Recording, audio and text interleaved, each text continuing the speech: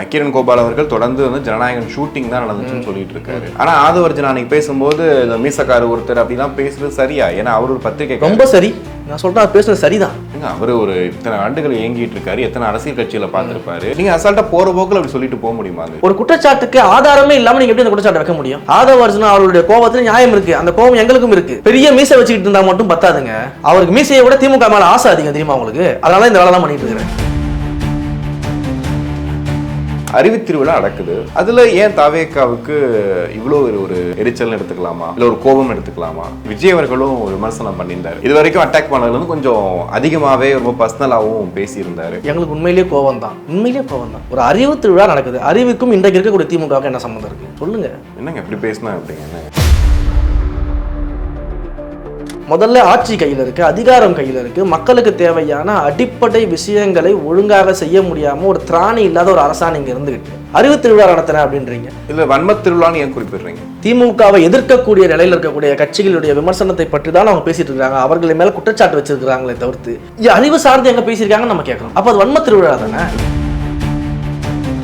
துணை முதல்வர்கள் பேசின விஷயம் தான் இன்னைக்கு பயங்கர ட்ரெண்டாகவும் இருக்கு. ஒரு தாஜ்மஹாலை பார்த்தா கூட்டம் வரதான் செய்யும். இந்த மாதிரியான பேச்சுக்கள்லாம் என்னவா இருக்கு?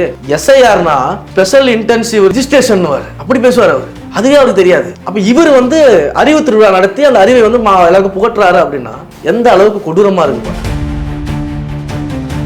தினமும் வந்து நாய் கூட ரவுடி டைம் பண்றது அவங்க வேலை. தினமும் எங்க பண்றாரு?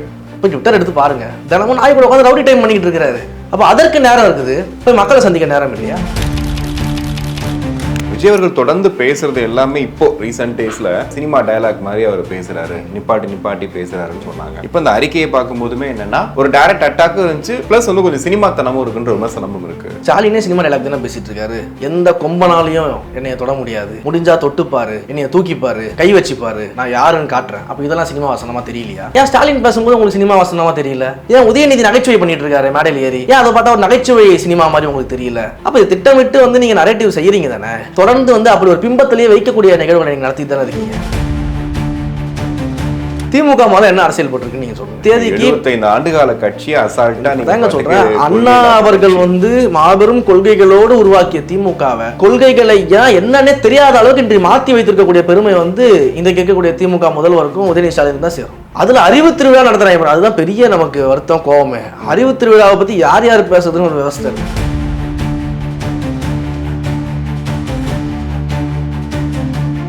உலகெங்கும் வாழும் தமிழ் நெஞ்சங்களுக்கு கிறிஸ்டியன் அன்பு வணக்கம். நம்மோடு தமிழக வெற்றி கழகத்தின் மாநில செய்தி தொடர்பாளர் டிவி.கே. ரமேஷ் இணைந்திருக்கிறார்.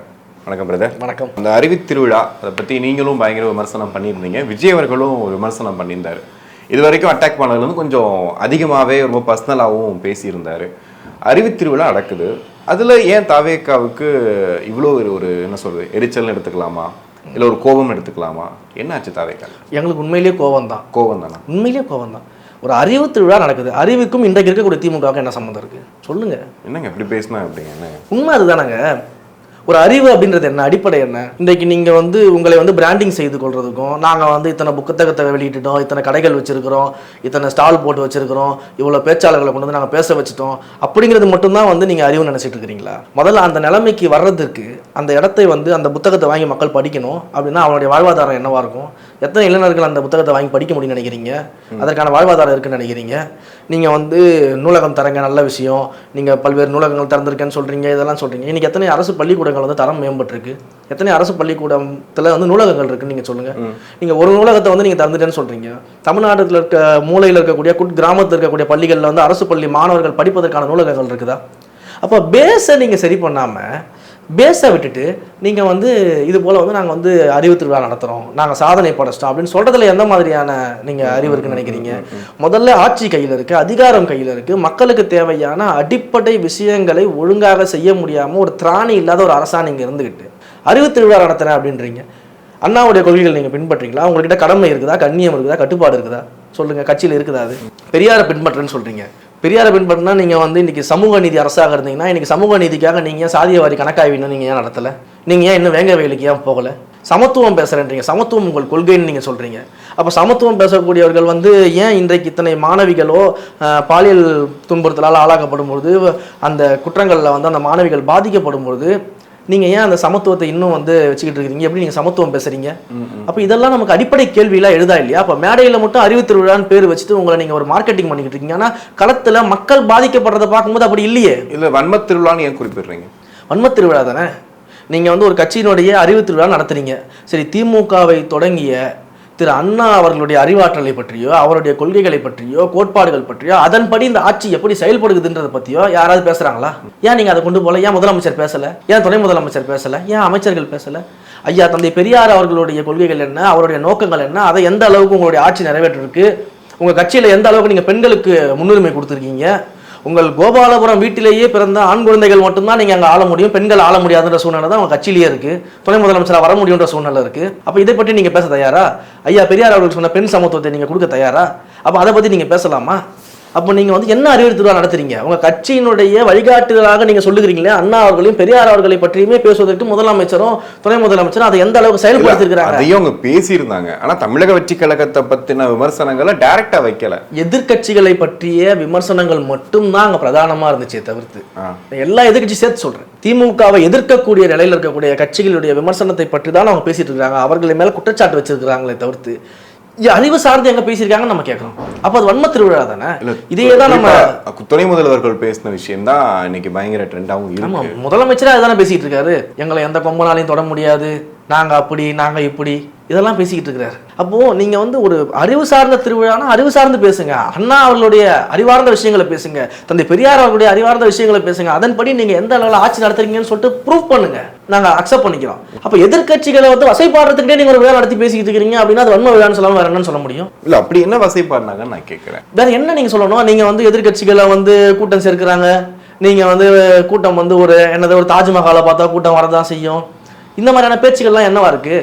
அப்ப கொள்கை இல்லாத கூட்டங்கள் அப்படின்னா உங்களுடைய கொள்கை என்ன, திமுகவுடைய கொள்கை என்ன நம்ம உட்காந்து பேசுவோமா? 50 வருஷமா கொள்ளையடிக்கிறத தவிர்த்து திமுக வேற என்ன கொள்கை இருக்கு? கொள்ளையடிக்கிறது மட்டுமே கொள்கையா வச்சுட்டு தானே இருக்கீங்க. அண்ணா அவர்களுக்கு பிறகு வந்த திமுக ஒரு குடும்பத்தின் கையில போன பிறகு கொள்ளையை தவிர வேற என்ன இருக்கு திமுகவுல? மதுபானம் இருப்பதை தவிர வேற என்ன கொள்கை இருக்கு திமுகவுக்கு? கட்சிக்குள்ள கஞ்சா வியாபாரிகளை வச்சிருக்கிறத தவிர்த்து வேற என்ன கொள்கை இருக்கு திமுகவுக்கு? கட்சிக்குள்ள வந்து பாலியல் குற்றவாளிகளை வைத்திருக்கிறத தவிர வேற என்ன கொள்கை இருக்கு திமுகவுக்கு? கட்சிக்குள்ள ஊழல்வாதிகளை வச்சிருக்கிறத தவிர்த்து வேற என்ன கொள்கை இருக்கு திமுகவுக்கு? மக்களை சுரண்டி பிழைப்பதை தவிர திமுக வேற என்ன கொள்கை இருக்கு சொல்ல முடியுமா அவங்களால? சரி, நான் இன்னைக்கு கேட்கறேன், நீங்க செய்திகளை எடுத்து பாருங்க. இன்னைக்கு செய்திகள்ல பாருங்க, 8 அரசு தலைமை மருத்துவமனைகள்ல எம்ஆர்ஐ ஸ்கேன் வசதியை வந்து ஏற்படுத்தக்கூடிய ஒரு வழக்கு வந்து வருது. அப்போ வந்து தமிழக சுகாதாரத்துறை செயலாளர் அவங்க தமிழ்நாடு மருத்துவ கல்வி இயக்குனர் பதில் மனு தாக்கல் செய்யறாங்க மதுரை உயர்நீதிமன்றம். அவங்க என்ன சொல்லியிருக்காங்க, எம்ஆர்ஐ ஸ்கேன் கருவிகள் வந்து மிகவும் விலை உயர்ந்தவை அப்படின்னு அரசு தரப்புல இருந்து வாதம் வைக்கப்படுது. அப்ப 8 அரசு தலைமை மருத்துவமனையில எம்ஆர்ஐ இல்ல, அதை செஞ்சு கொடுங்கன்னு கேட்டா விலை உயர்ந்தவன்னு சொல்லிட்டு வாதாடக்கூடிய அளவு இன்னைக்கு அரசு இருக்கு. இது எந்த வகையில நியாயமா இருக்கும்? அப்ப என்னங்க நீங்க ஒரு ஊழல் பண்றதுக்குன்னு ஒரு ஆட்சி நடத்திக்கிட்டு இருக்கீங்க. மக்களுக்கான ஆட்சினா ஒரு நம்ம கொரோனா டைம்ல நீங்க பாத்துருப்பீங்க, ஞாபகம் இருக்கா உங்களுக்கு? எத்தனை இடங்கள்ல மருத்துவ ஃபெசிலிட்டிஸ் இல்லாம அப்போதுதான் மருத்துவ ஃபெசிலிட்டிஸ் உருவாக்கக்கூடிய சூழல் நம்ம இருந்தோம், ஞாபகம் இருக்குங்களா உங்களுக்கு? அப்ப இது என்ன மாதிரியான ஒரு ஆட்சி அவல நிலையில நம்ம இருக்கோன்றதை நம்ம பார்க்க வேண்டியது இருக்கு.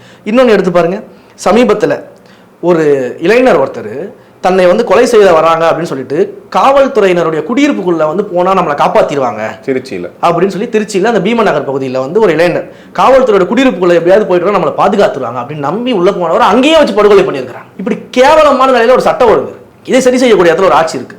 ஏன் செய்யல?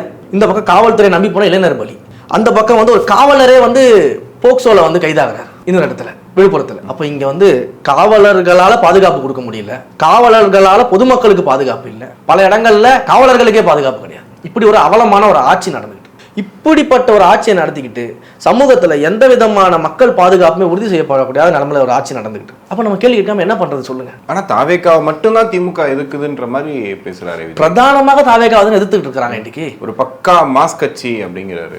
ஆமா, இன்றைக்கு மக்கள் தாங்க இந்த கட்சியோட மாசா இருந்துட்டு இருக்காங்க. மாஸ் அப்படின்றது என்னது? ஒரு மிகப்பெரிய மக்கள் ஆதரவு, மிகப்பெரிய ஒரு மக்கள் வரவேற்பு. இன்றைக்கு எந்த கட்சிகளுக்குமே இல்லாம ஒரு வரலாற்று நிகழ்வாக பொறுத்தவரை எம்ஜிஆர் அவர்களுக்கு பிறகு ஒரு மாஸ் மூமெண்டா இன்னைக்கு இந்த கட்சி நடந்துகிட்டு இருக்குது. அப்ப அதை பொறுத்துக்க முடியல உங்களால? இல்ல, நக்கீரன் கோபால் அவர்கள் தொடர்ந்து வந்து ஜனநாயகன் ஷூட்டிங் தான் நடந்துச்சுன்னு சொல்லிட்டு இருக்காரு. அதுக்கு நீங்க எதிர்வினை ஆட்டிட்டு தான் இருக்கீங்க. ஆனா ஆதவர்ஜன் அன்னைக்கு பேசும்போது இந்த மீசக்காரு ஒருத்தர் அப்படிலாம் பேசுறது சரியா? ஏன்னா அவர் ஒரு பத்திரிகை ரொம்ப சரி, நான் சொல்றேன் பேசுறது சரிதான். அவரு ஒரு இத்தனை ஆண்டுகள் இயங்கிட்டு இருக்காரு, எத்தனை அரசியல் கட்சியில பார்த்திருப்பாரு, எவ்வளவு விஷயங்களை மேற்கொண்டு வந்திருப்பாரு. நீங்க அசால்ட்டா போற போக்குல அப்படி சொல்லிட்டு போக முடியுமா? அந்த விஷயம் ஒரு சீனியர் ஜெர்னலிஸ்ட் நீங்க சொல்றீங்க, ஆமா, ஒரு குற்றச்சாட்டை வைக்கிறீங்க, அது எப்படி இருக்குன்னா இந்த நாட்டுடைய நிலைமை பாருங்க. இவர் ஒரு சீனியர் ஜெர்னலிஸ்ட்ன்ற பேர்ல வந்து கண்ட மெனிக்கு ஒரு குற்றச்சாட்டை வச்சுட்டு போயிடுவார். இவர்கிட்ட எந்த ஆதாரமும் கிடையாது. இவர் வாய்க்கு வந்தது சொல்லிட்டு போயிடுவார். அது முற்றிலும் தவறான ஒரு செய்தி அவர் சொன்னது. இது நான் 100% சொல்றேன், முற்றிலும் தவறான செய்தி. அதுக்கு அவர்கிட்ட எந்த விதமான ஆதாரமும் கிடையாது.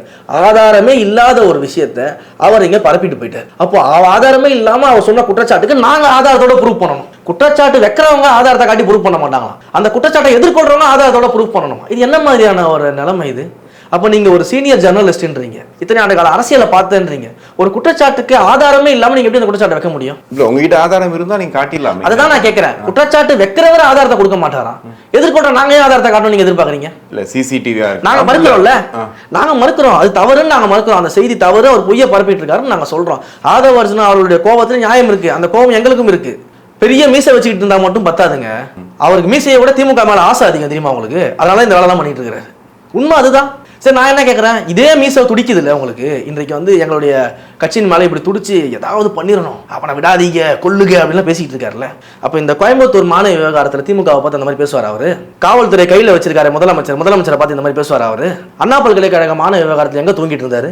வேங்கவேல் பிரச்சனைக்கு முதலமைச்சர் துணை முதலமைச்சர் இன்னும் போகாம இருக்காங்களா, அப்போ எங்கே தூங்கிட்டு இருந்தாரு? பரந்தூர் விவசாயிகள் போராடிட்டு இருக்காங்களா, அப்போ எங்கே தூங்கிட்டு இருந்தாரு? நெல்மணிகள் இங்கே பாதிக்கப்பட்டிருக்கு, விவசாயிகள் வந்து அங்கே அழுதுகிட்டு இருக்காங்க, அப்போ எங்கே போனார் அவரு? ஆணவ படுகொலைகள் நடந்துருக்கு, அப்போ எங்கே போனார் அவரு?